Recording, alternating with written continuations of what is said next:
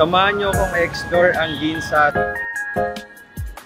Look dito sa loob, marami pa silang mga maleta na available.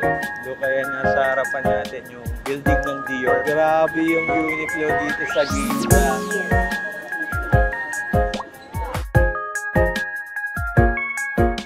Most of the big brands dito sa buong mundo, lalo na dito sa Japan, ay nandito sa Ginza.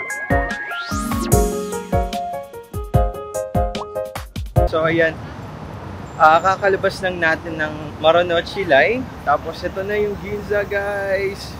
So tara, samahan nyo. Let's go! Pagbaba natin ng train, dun tayo sa C4 umiksi. Tapos ito agad yung makikita natin paglabas. Itong building ng Balenciaga. Ito nga pala yung kabuuan ng Ginza. So sabi dito, nandito daw tayo. So imagine, ganyan kalaki yung Ginza. So samahan nyo ako, explore natin to kung hanggang saan tayo aabutin.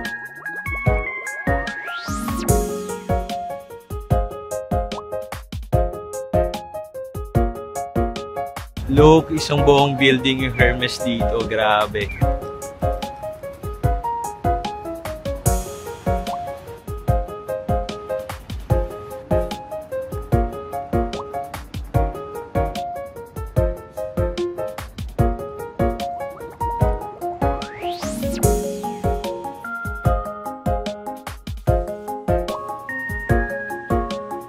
Lakad-lakad lang tayo dito sa Ginza. Look guys, meron ditong store, D. Kelly Japan, naka-closing sale daw sila. Tignan natin. Hala, grabe yung mumura na ng mga maleta dito. Itong mga 20-inch, 3,500 yen na lang daw siya. Grabe, ito.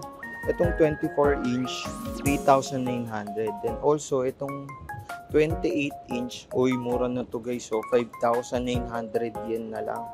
Dati siyang 18,000 yen. Tapos itong mas malaki, yung 30-inch, ano na lang siya, 6,500 yen. Hala, ang mura na nito guys. So, ang mura na ng mga maleta nila dito. Grabe, closing sale sila ngayon. Tapos ito, tingnan natin sa loob. Look dito, marami sila dito sa loob, mga handbag. Tapos ito, tingnan nyo, meron ditong smartphone pouch.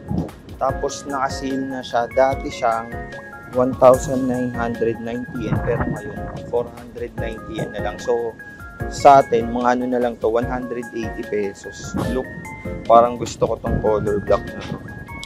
Ay wow, meron pa siyang lagay ng wallet dito sa likod. I mean, meron pa siyang naka-attach na wallet dito. Tingnan natin. So ano pala siya, card holder. Tapos dito pwede natin lagyan ng cellphone. So sige, kuha tayo nito. Sayang, minsan lang tayo nandito sa Ginza.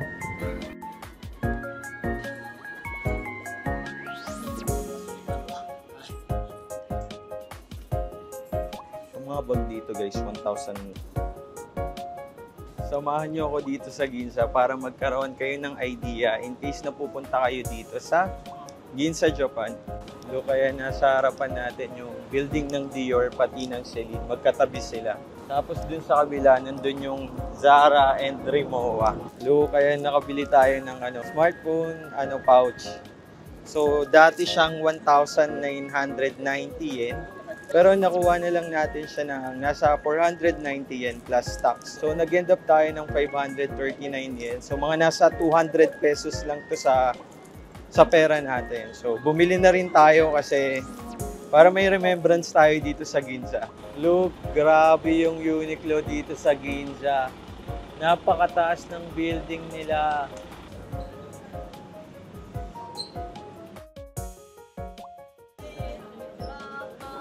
Yung Uniqlo dito sa Ginza, up to 12th floor. Grabe, sobrang laki dito ng Uniqlo.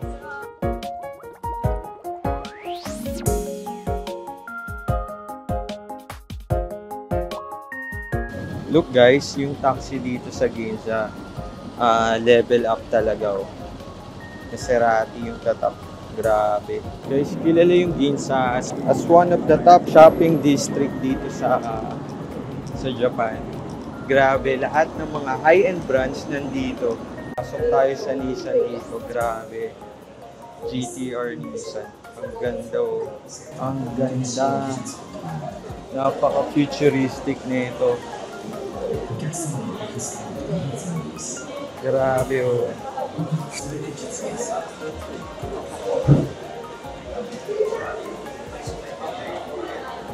So sabi dito, Hyperpunk doors will open for 10 minutes straight at 0 to 30 minutes every hour.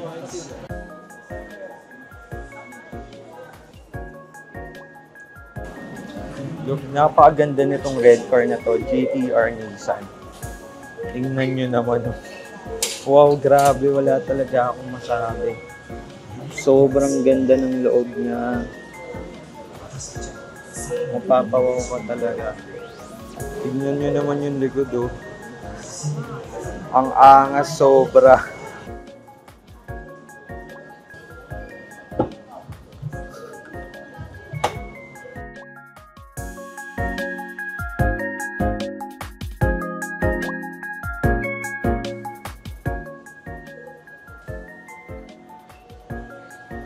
Yan, kakatapos lang natin dito sa Nissan. It's really a nice experience na makasakay dun sa Nissan GTR nila and makita yung Nissan Hyperpunk. Grabe, sobrang ganda. Amazing. Ang swerte ko kasi nakita ko siya personal. Kilala ang Japan sa kanilang Seiko watch. Tingnan nyo naman yung building nila dito sa Ginza. Napakaganda. Statement din talaga. Ayun, ang ganda ng orasan. Doon sa pinakatok-tok ng kanilang building. Sir, Hi! Hi ka naman dun sa Anong tawag mo sa mga Wala naman.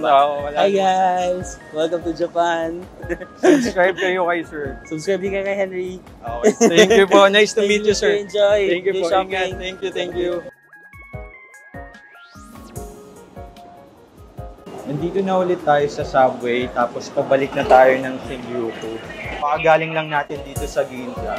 So far, na-enjoy ko naman yung Ginza experience ko. And first time ko lang makarating dito sa Ginza.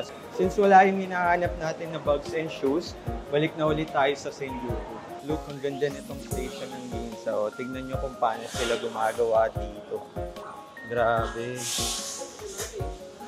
The best talaga yung Japan. Feel na feel nyo talagang pang-luxury yung mga brands dito sa Ginza. Lalo na makita nyo pa lang yung station nila na ganito kaganda. So, going to Shinjuku, dito tayo sa Marunouchi line sa lane number 3. For Asaka, Mitsuke, Shinjuku, Ogikubo. Nakakatuwa talaga dito sa Japan. Hindi ka mauuhaw dahil kahit dito sa mga train station nila, meron ditong mga vending machine. So that's it for our Ginza vlog. I hope nabigyan ko kayo ng preview on what to expect kapag nandito kayo sa Ginza. Kaya naman, don't forget to like and subscribe at i-follow nyo na rin ang aking mga social media accounts. Also use our Klook code Enrich Perez Klook for your extra savings kapag magbubook kayo ng mga activities, lalo na kapag nandito kayo sa Japan. See you guys on my next vlog. Bye!